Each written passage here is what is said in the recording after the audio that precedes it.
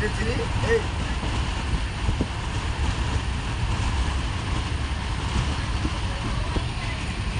लोग बस अब द्वारिका पहुंचने वाले हैं।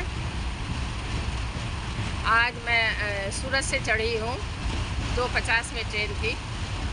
सूरत से द्वारिका जाने में लगभग 12 घंटे का समय है, तो 12 या 13 समझ लीजिए। 13 घंटा में द्वारिका बस 3:40 में पहुँचूँगी। हमारे द्वारिकाधीश श्री कृष्ण भगवान जी के स्थान पर।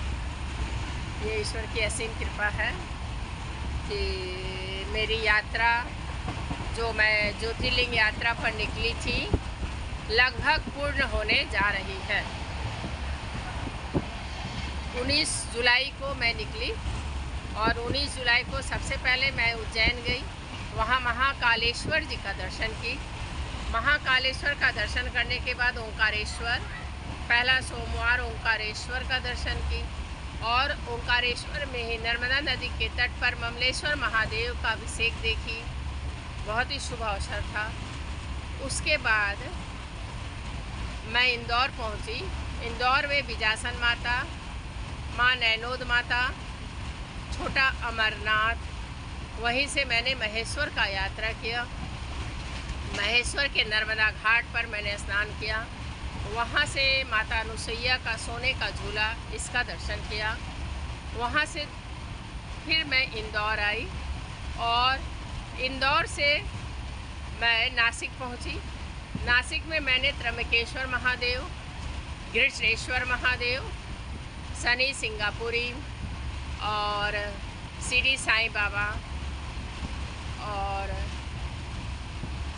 ये हनुमान जी का भी मैंने दर्शन किया।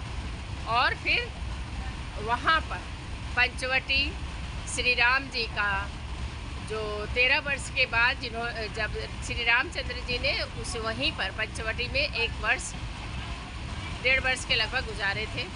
पंचवटी में उन्होंने 5 बीजारोपण किया था, सीता का अग्निकुंड। और इसी के बीच में मैं चित्रकूट भी गई थी, वहाँ का भी मैंने दर्शन किया।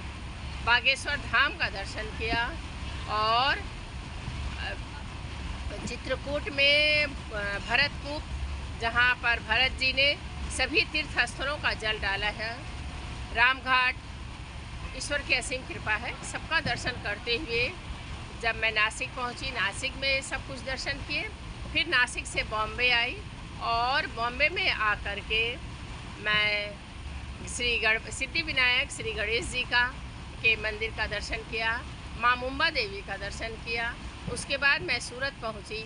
सूरत में खाटू श्याम, बहुत ही भव्य मंदिर है, उसका दर्शन किया। और अब मैं द्वारिका जा रही हूँ।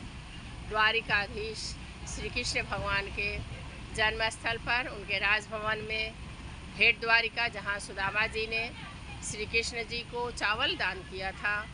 गोमती नदी जब सागर से मिल रही है, उसका भी संगम स्थल देखूंगी।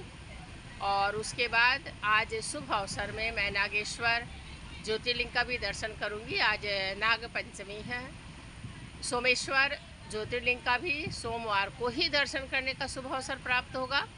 और उसके बाद मैं अपनी यात्रा कुछ दिनों के लिए स्थगित करके मैं वहाँ से सूरत होते हुए अपने सिकंदराबाद पहुँचूँगी, बड़ी बेटी के पास। वहीं से मैं निकली थी 19 जुलाई को और फिर वहाँ से मैं 28 अगस्त को निकलूँगी, कटक पहुँचूँगी।